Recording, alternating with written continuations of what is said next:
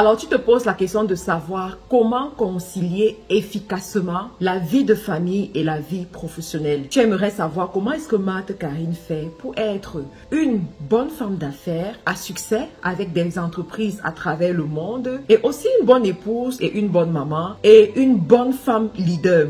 Dans cette vidéo, je vais partager avec toi 7 points essentiels pour pouvoir t'assurer d'être à l'aise à tous ces niveaux-là, pouvoir concilier efficacement ta vie de famille et ta vie professionnelle. J'aimerais signaler ici que les points que je vais échanger avec vous ne sont pas des vérités parfaites. Je vous partage les choses issues de mon expérience. C'est sûr que chacun doit pouvoir aménager ce que je vais dire en fonction de sa vie, en fonction de sa situation. Il faut savoir que j'ai très vite compris que j'allais être une femme d'affaires, j'allais être une femme d'influence et que je devais aménager ma vie pour que ma vie puisse me permettre d'atteindre mes objectifs avec le style de vie qui va avec. Donc, ça fait en sorte que il y a beaucoup de décisions que j'ai eu à prendre dès le départ. Il y a beaucoup d'aménagements que j'ai eu à faire aussi. De toutes les façons, j'ai résumé tout cela en 7 points. Alors, quels sont donc ces 7 points? Le premier point, c'est quoi? C'est de faire des bons choix. Donc, étant donné que la famille est importante pour moi, je fais l'effort de faire des choix qui vont me permettre d'avoir une vie de famille épanouie. Alors, le premier choix que je devais faire, c'était le choix de mon compagnon de vie. Donc, j'ai pris la peine, j'ai pris le temps d'analyser, j'ai pris le temps de bien regarder, j'ai pris le temps de sonder pour être sûr que c'est une personne qui pourra me laisser m'épanouir professionnellement, surtout dans le business. C'est une personne qui pourra m'accompagner, c'est une personne qui pourra me comprendre. C'est une personne qui pourra comprendre, par exemple, que aujourd'hui, je ne peux pas faire la cuisine parce qu'il y a un travail à faire. Aujourd'hui, je dois dormir tard parce que j'ai un travail à faire. Aujourd'hui, en fait, toutes ces choses-là, je dois peut-être voyager, toutes ces choses, voilà. Donc, c'était important. Et je pense que c'est souvent là où les problèmes commencent. Donc, quand tu n'as pas une personne auprès de toi qui te soutient, une personne auprès de toi qui t'accompagne, c'est difficile de concilier les deux. Je prends un exemple. Il est souvent arrivé des fois où je dois passer peut-être une semaine sans faire la cuisine à la maison, où on doit manger au restaurant, où on doit commander, où on doit voilà. Et mon mari, ça ne le dérange pas. Il comprend que si ça arrive, c'est parce que je suis occupée. Il comprend que si ça arrive, c'est parce qu'il y a peut-être plus important à faire. Et ça ne le dérange vraiment pas. Vous comprenez? Parce que le travail est en train de m'appeler à ce moment-là. Mais si c'était une personne qui a ses habitudes d'homme bantou là, ça n'allait pas se faire. Donc, les choix sont très importants. Le choix aussi de là où vous vivez, c'est très important. Parce que dépendamment de là où vous vivez, vous aurez certaines habitudes.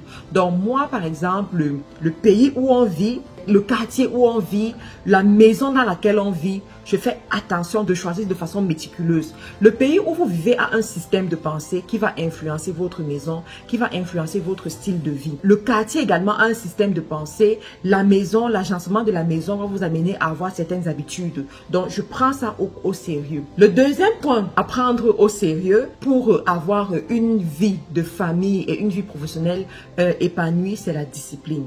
La discipline. Alors moi personnellement, j'ai appris à être extrêmement disciplinée. Par exemple, au niveau de mes cuisines, je fais mes sauces généralement et puis je les garde au congélateur. Je fais mes courses une fois dans la semaine, généralement le dimanche. J'achète tout ce qu'il me faut et en semaine, je sais exactement qu'est-ce que nous allons manger chaque jour. Je fais mon nettoyage.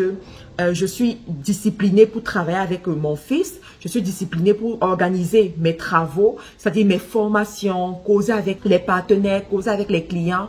Il y a un moment pour ça. Donc, à une certaine heure, quand quelqu'un me contacte pour une question professionnelle, je dis à la personne que je ne peux pas répondre.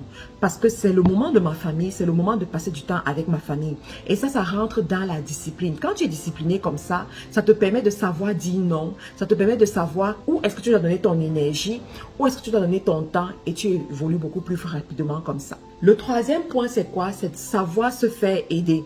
Alors, j'ai compris que tu ne peux pas être une superwoman. Tu ne peux pas dire que tu vas tout faire. Tu ne peux pas croire que tu seras partout à la fois. Donc, à un moment donné, il est impossible pour toi d'être partout. Donc, Moi, qu'est-ce que je fais? C'est quand je sais que je ne peux pas faire quelque chose, j'appelle de l'aide. Même si je dois payer pour cette aide-là. Si je dois payer quelqu'un pour que la personne m'aide à repasser les habits, je le fais.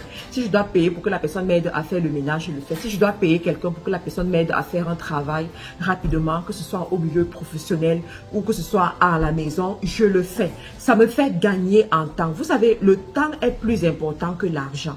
Le temps qui passe ne revient pas. Donc, si je peux gagner mes 2 heures, mes 3 heures et donner le travail à quelqu'un d'autre que je paye, ça m'arrange. Et puis, j'évolue comme ça. Donc, c'est très important de savoir se faire aider quand tu sais que tu as peut-être une famille très demandante ou alors un emploi très demandant et tu ne peux pas être partout. Le mythe de la superwoman, moi je ne suis pas dans ce mythe-là. Je ne peux pas tout faire à la fois. Je ne peux pas être partout et j'ai accepté ça et c'est la raison pour laquelle je valorise l'aide qui est auprès de moi. L'autre chose c'est quoi? C'est de savoir dire non. Oui, si tu veux avoir une vie équilibrée, tu dois savoir dire non. Vous savez, dans la vie, il y a beaucoup de gens qui vont vous bouffer le temps. Il y a beaucoup de gens qui vont vous solliciter quand ce n'est pas encore le moment. Il y a beaucoup de gens qui vont vous attirer à faire certaines choses que ce n'est pas encore le moment. Alors moi, j'ai appris à dire non. D'accord? Donc, des fois, les gens me sollicitent pour certaines choses. Ça allait très bien pour moi. C'est même des opportunités d'affaires. C'est des belles sorties. Mais je dis non. Parce que soit ce n'est pas le moment, soit je n'ai pas assez d'argent pour le faire et je dois plutôt donner cet argent-là pour autre chose dans ma famille. Soit je ne veux pas contrarier peut-être mon mari. Voilà, parce qu'il faut aussi le savoir, hein, la vie de famille, c'est à deux. C'est pas à une seule personne, c'est à deux. Donc, je sais dire non. La prochaine des choses, c'est quoi? C'est la relation avec la belle famille. Vous savez, je pense que tu ne peux pas venir d'une famille africaine, même les familles européennes, et considérer ton équilibre familial sans tenir compte de ta belle famille. Donc, moi, quand je me suis mariée, par exemple, j'ai étudié ma belle famille pour savoir quelles sont les personnes de ma belle famille qui ont de l'impact sur mon mari. Et j'ai décidé d'être leur amie à tout jamais.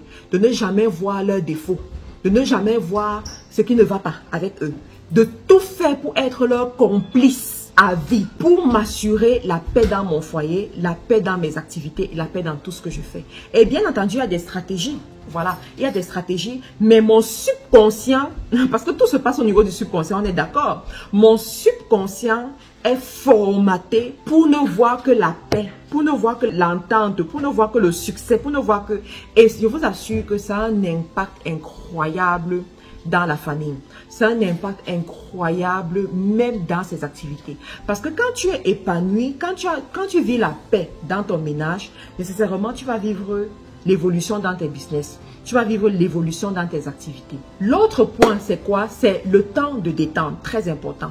Vous savez, quand tu travailles beaucoup, à un moment donné, tu as envie de te détendre. À un moment donné, tu as envie de tout lâcher même. À un moment donné, tu es aussi stressé. Donc, c'est important le temps de détente. Moi, j'ai mon temps de détente. De temps en temps, là, je vais aller m'asseoir seule, même au parc.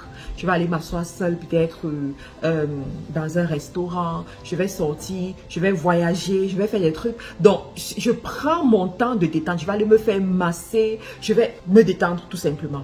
Et ça te permet de te renouveler, ça te permet de repartir. L'autre point, c'est quoi? C'est avoir les bonnes connexions autour de soi. Très important. Vous savez, les femmes qui travaillent beaucoup, par exemple, et qui sont dans des relations, qui sont mariées, ce sont des personnes qui se retrouvent bizarrement, souvent seules. Ou alors incomprises, d'accord? Les gens vont te dire que oui, on ne te voit pas, tu travailles beaucoup. On te dit toujours ça, tu travailles beaucoup, tu travailles beaucoup, tu travailles beaucoup. Donc, à un moment donné, il faut que tu sois connecté à des bonnes personnes qui vont te ressourcer, des bonnes personnes qui comprennent ton langage, des bonnes personnes avec qui vous pouvez parler de certains sujets. Alors moi, ce qui me concerne, moi j'ai trouvé mon bon groupe qui me va, c'est FDE, Faiseurs d'Espoir International. Ce groupe des femmes leaders et des femmes entrepreneurs chrétiennes. Donc, on se retrouve une fois par mois, on passe du temps ensemble, on va faire des conférences, on va aller manger, on va passer un temps de qualité ensemble, on va parler de ce qui nous réunit, de ce qui nous tient à cœur et puis je me sens juste à l'aise, je suis très contente comme ça. Le dernier point, c'est quoi? C'est la spiritualité. Alors, je ne pourrais pas parler de tout ceci sans parler de la spiritualité parce que je suis une femme chrétienne, je suis une femme spirituelle et je crois que la spiritualité est au cœur des plus grands succès, d'accord?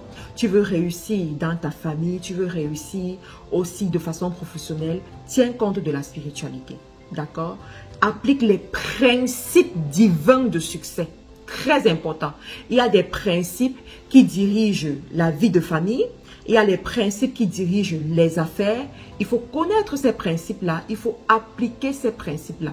Donc, quand tu appliques ces principes, tu vas te rendre compte que tu évolues. L'un des principes, par exemple, c'est quoi? C'est la sémence. C'est la sémence. En tant qu'une épouse et une femme d'affaires qui doit prospérer, il faut savoir semer dans la vie de ton mari. Oui.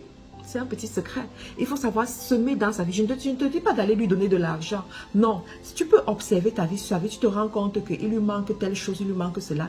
Et tu prends de ton argent que tu as travaillé. Tu vas, tu achètes. Tu pourvois à ce besoin-là. Il faut savoir semer dans la vie de ses enfants, dans sa famille. Tu vois, il faut savoir semer dans sa belle famille aussi. Un simple principe, hein, la sémence. Mais cette sémence-là va te permettre de gagner beaucoup, tu vois, et d'éviter beaucoup de problèmes. Un deuxième principe, c'est quoi? C'est le principe des paroles valorisantes. Oh my God, les paroles valorisantes. Savoir dire des paroles valorisantes. Comment est-ce que tu appelles ton mari? Comment est-ce que tu appelles tes enfants? Comment est-ce que tu qualifies ta maison? Comment est-ce que tu appelles ta maison? Ma maison, je l'appelle la résidence de gloire. Résidence de prospérité, havre de paix. Tu vois, donc les paroles valorisantes vont d'abord changer ce qui est dans ta tête et te positionner pour le succès. Et ça va aussi communiquer le succès à ceux qui sont autour de toi, qu'ils le veulent, qu'ils ne veulent pas. Et ça va te permettre d'avancer. D'accord? Le troisième principe, par exemple, c'est le travail intelligent. Tout ce qui est bon s'obtient par la force du travail. Tout ce qui est valorisant s'obtient par la force du travail. Pour avoir un bon ménage, il faut travailler pour ça. Pour avoir une entreprise prospère, il faut travailler pour ça. Donc, moi, j'ai compris que si tu ne travailles pas, tu ne peux pas avoir ce que tu veux de bon. Si tu as un ménage où on passe tout le temps à se disputer, à s'insulter, vous avez des problèmes, les problèmes du 5 jours avant que vous puissiez encore vous dire un mot, ça veut dire que vous ne travaillez pas assez pour la paix dans votre maison. Mais je veux que tu comprennes que le travail s'accompagne avec la douleur. Le travail s'accompagne avec la douleur. Tout travail que tu vas faire, il y aura la douleur qui va avec. Il y aura le sacrifice qui va avec. Ça veut dire qu'à un moment donné, tu vas accepter la douleur du changement, la douleur du développement personnel, la douleur de la remise en cause, la douleur du réajustement.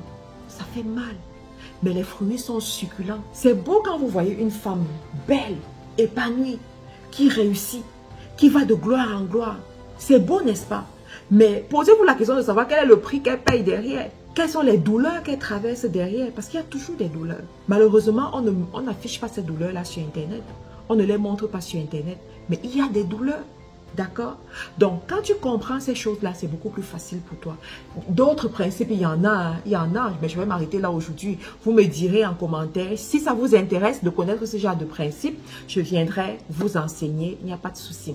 Pour ceux-là qui veulent me contacter en inbox, prendre un rendez-vous d'affaires avec moi, c'est toujours possible. Regardez dans la description de la vidéo, toutes les informations y sont. N'oubliez pas que nous avons des conférences. Durant ce mois d'avril, nous avons cette conférence avec Standard Divin le 29 avril. On parlera effectivement de relations, de business, de finances, de spiritualité. Donc, inscrivez-vous pour ceux qui sont au Canada, inscrivez-vous pour ne pas manquer. De l'autre côté aussi, on a la grande conférence Faiseurs d'Espoir International au Canada, voilà, avec les délégations qui viendront de l'Europe, de l'Afrique, de l'Amérique du Nord, tous ici au Canada. Donc, ne manquez pas, si vous êtes dans les affaires, vous êtes dans le leadership, vous devez être à cette conférence qui va durer 3 jours. 30 juin, 1er juillet, 2 juillet, d'accord? Donc, merci encore les amis pour votre fidélité et votre attention à cette vidéo. On se retrouve dans une autre vidéo. Bye bye.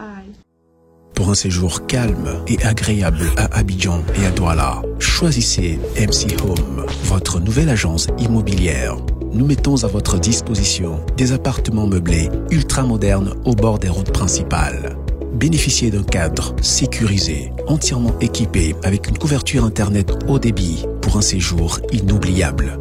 Réservation au Cameroun, plus 237 676 05 17 87. En Côte d'Ivoire, plus 225 07 88 75 24 07. MC Home. Faites comme chez vous.